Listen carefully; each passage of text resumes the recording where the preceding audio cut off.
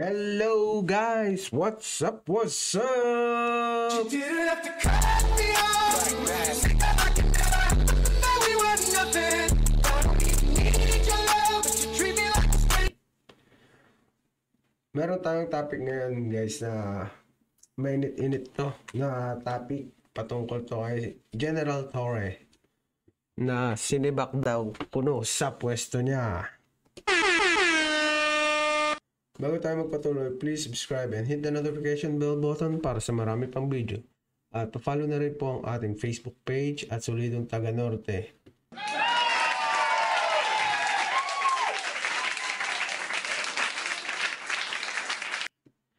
So eto na nga. Kumakalat na balita ay sibak na daw sa pwesto si General Torre. Tara, tingnan natin kung ano ang nangyari. The opinion of everybody, especially from a former chief PNP. I took note of it and reviewed my actions. Now, whether I agree or not, I'll just include it in the statement. You can deduce it from the statement that I will make. I can't really give a timeline. I took a leave. I took a leave, which I will do. I think the second time in my career. For how long? For how long? I'm mulling about it kasi syempre for approval of the chief PNP, and I'm planning to use the maximum leave authorized, yung For 1 my year, vacation leave, my Ito kasi yan guys, meron kasing parang hindi sila napagkasunduan. Yung sa Rigodon, yung natamaan kaibigan ni John Vic Remulla. Naiyasin dapat siya sa Mindanao.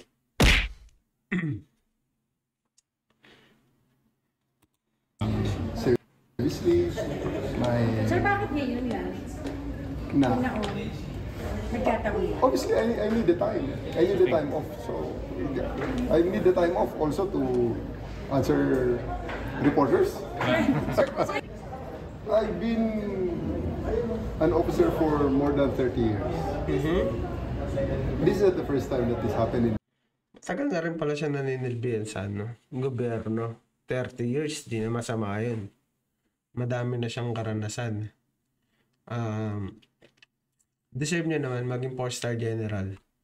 Pero ang alam ko talaga dito, meron ibibigay na medyo mabigat sabihin natin, mabigat na pwesto bibigay ng Pangulo para sa kanya kasi siya lang yung nagbubukod tangi na kayang bumangga sa mga politiko na sangkot sa korupsyon tulad niya ng mga flood control.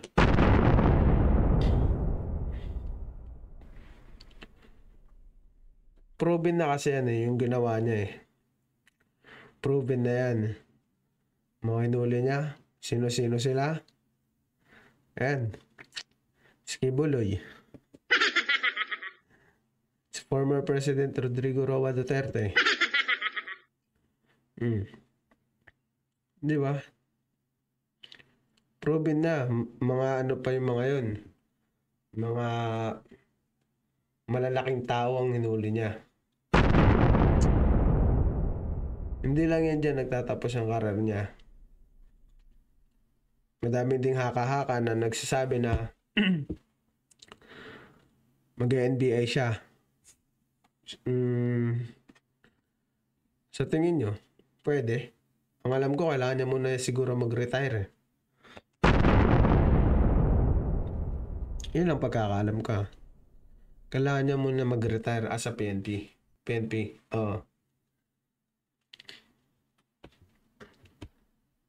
Or pwede rin hindi siya mag-retire.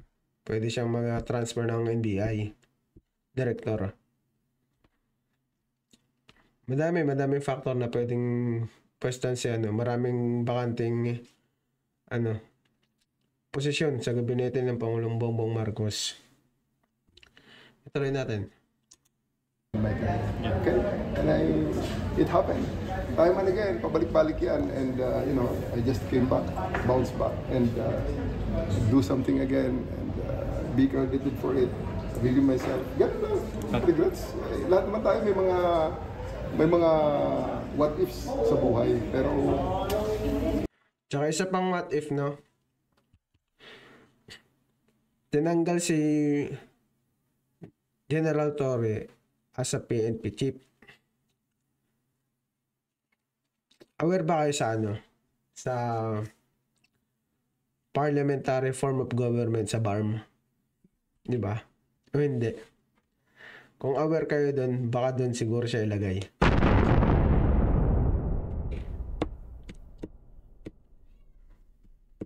Pwede rin siya maging Ministry of Defense.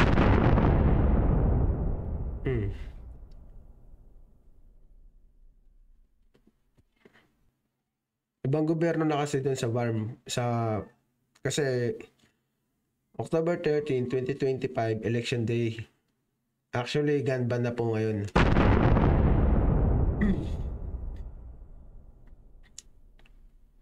Bali, mag-iibang gobyernong hahawakan ni General Torre kung nagkataon, pag may bibigay sa kanya yung chance na yun.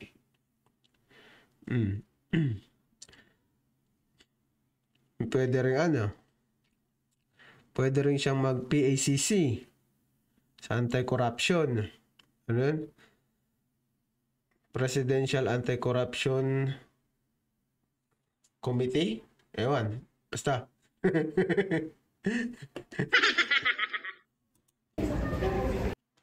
I am not very sure if this will. Meron ganun, pero things na talagang major regrets or major things that I have that I really think of reconsidering if given the chance to do the second time around. I don't think this is not one of them. You're still ready to serve government in whatever capacity. I'm still serving the government. Hindi, beyond PNP. I mean, yung general mindset mo lang. I'm still in the government. Ops.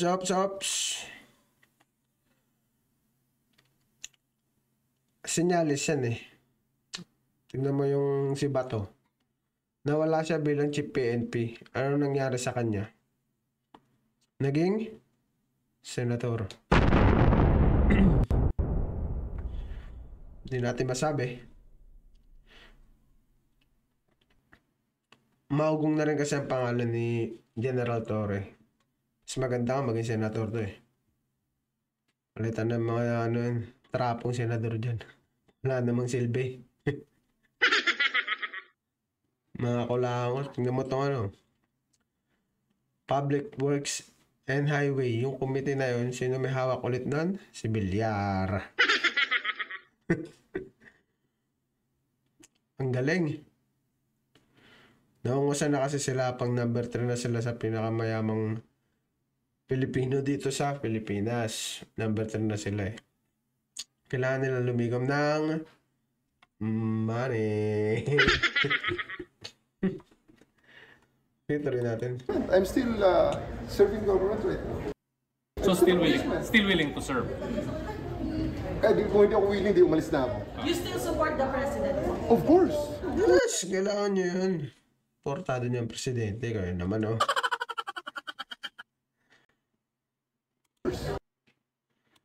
Ito pa.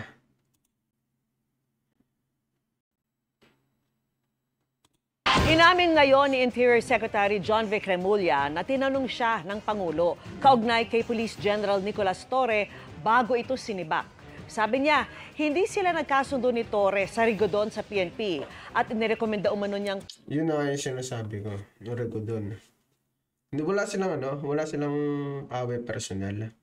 Meron lang silang hindi na pagkasunduan sa pag-reshuffle ng mga ng mga official sa ng mga PNP. Ganun yun. Pero kaya kwento eh. Nakatotohanan lang tayo kasi. Ayun naman Puro kwento, la kwenta. Daming halhal. Nagdidiwang na yung mga DDS. Pag bumalik yan si Torre, gulat na naman kayo.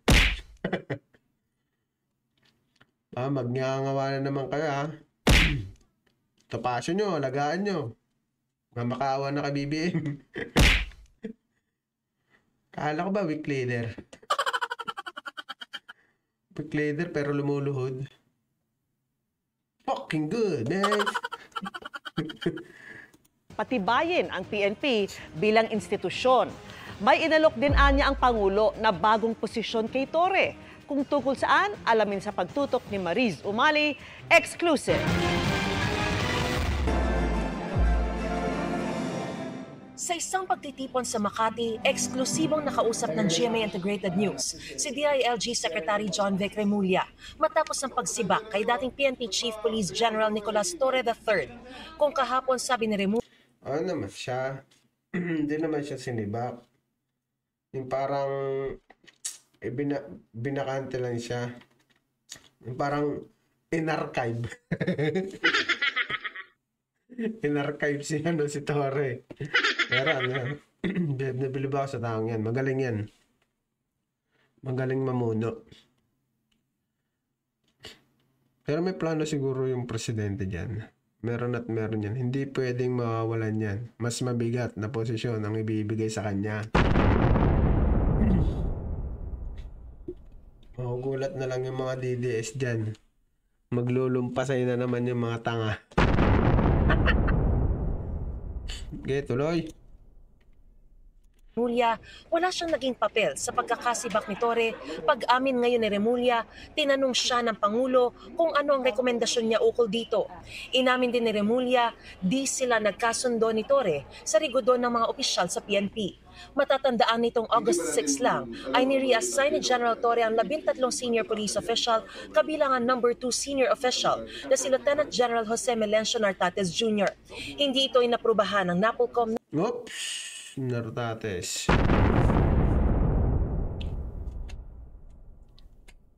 What if kaya guys?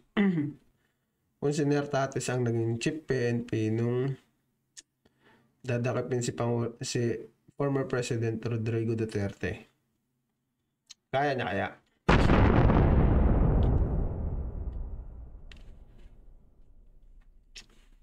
Kaya niya kaya hukayin yung banker ni Kibuloy?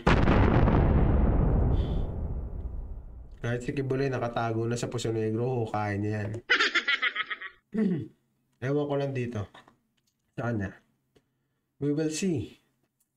Titignan natin sa mga susunod na araw. Tuloy natin. Na pinamumunuan ni Remulla bilang ex-officio chairperson nito. Pero ipinatupad pa rin ito ni General Torre sa kabila ng utos ng NAPOLCOM. This is a difference of opinion. Presidente at ni General Torre. It's actually me first. Okay. It was me first. And then it was difference between me and the general. And he refused. He insisted that his system be followed. But again, as I said yesterday, we're a nation of laws and not of men. So it cannot be one person who dominates everything. So in the end, there was no rancor naman. He just couldn't accept it. And the president said, okay, he asked me for my recommendation. And I said, we have to continue in this path of correcting all the errors of before. And Of the previous administration. yes, and part of that is Kasalanan naman kasi ng sa administrasyon eh. Alam niyo kung bakit? Sila ang hindi sumunod sa institution yung NAPOLCOM sa parang yung guidelines. General na lang mismo ang nagre-reshuffle nang wala nang pahintulot sa NAPOLCOM. Ayun yung guidelines na nakaginas na ni General Torre. Nakagisnan niya. Nakagisnan ni General Torre. Syempre susundin niya 'yon. Oh, di ba? Susundin niya 'yon. Ano ba malay niya? Na ganun na yung rules. Yung sinunod niya lang pala yung sa past administration.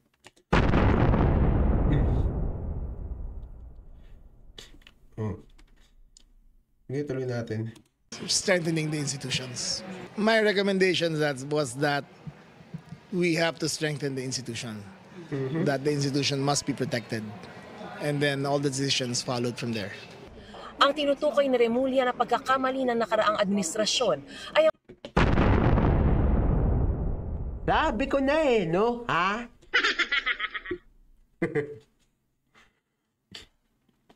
Ang gulo-gulo nyo. Ang dami nyong ang dami nyong binago sa gobyerno. Ang dami nyo nang nilabag. Wala man lang nakakulong sa inyo. Bukod kay Tatay Diggs lang. Buti pa yung matanda, hinarap. Eh yung kalbo. Aray ko. Kaya tuloy. ang pagpapahintulot nito sa PNP chief na siyang mag-isang magtalaga ng mga assignment ng mga senior official ng PNP. O, di ba? Sabi ko na eh. Sinunod lang niya yung sa may past administration. Ano ba malay niya? Hindi na binago na ulit itong itong current administration. Di ba? Hindi tuloy. Nang hindi dinadaan sa NAPOLCOM. Nais na raw itama ito ng Marcos administration. Ever since PRRD's time, when the NAPOLCOM was totally bypassed of all appointments. Isus! Dawit ka na naman. Lahat na lang It became now the right rather than the privilege of every PNP chief na sila ang bahala sa movements ng level 3 and above, yung mga colonels to generals. And the president really wanted to restore that to institutionalize it back to how the law was intended. General Torre and the president, General Torre didn't see it. Dura mo muna kaya yan. Sir John Vic, dura mo muna saglit. Pwede rin, lunukin mo muna. Inom ka muna, mamam ka muna ng tubig. Necessary. So, the president chose the institution over the person.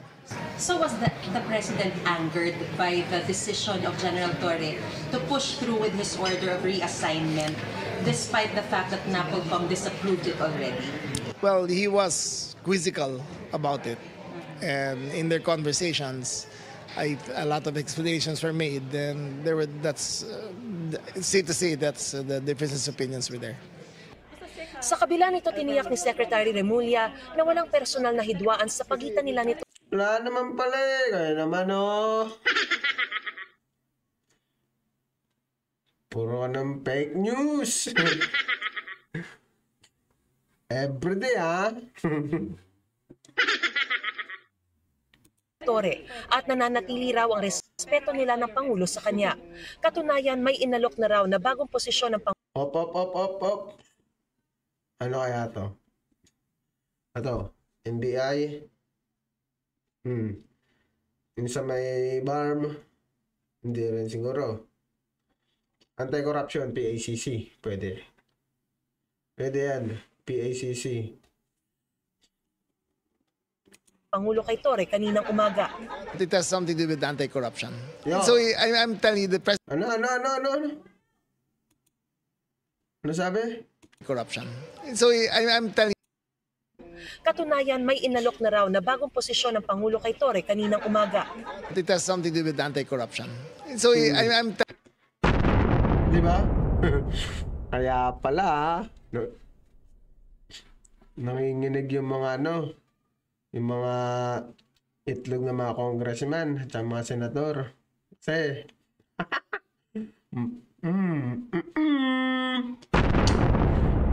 wala pang pero wala pang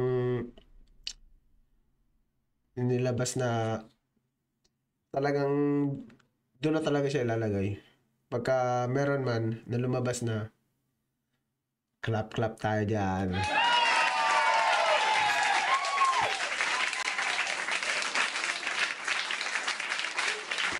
Ano naman kasi, kayang hawakan ni General Torre yung PACC. Kung hindi mag-imbestiga. Di ba?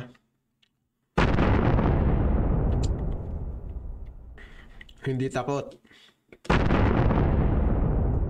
Kahit sino babanggain yan. Basta nasa batas. Tell you, the president still really believes in General Torre.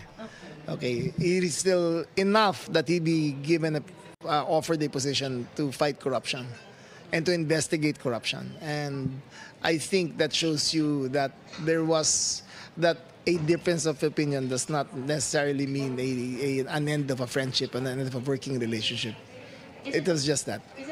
Maging sa Secretary Remulla ay may mensaheng nais iparating kay General Torre. I'm trying to reach out. Wala naman kami pinagawayan talaga eh. Hindi lang pinagkasunduan ng opinion. So, the last time we talked to each other, there were no raised voices. Do you have any message for him?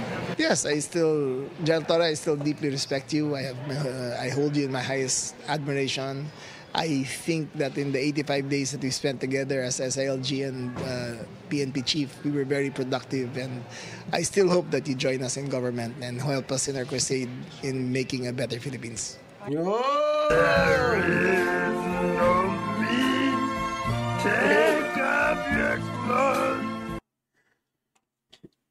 Wala naman pala samaan ng loob. Kayo naman, oh.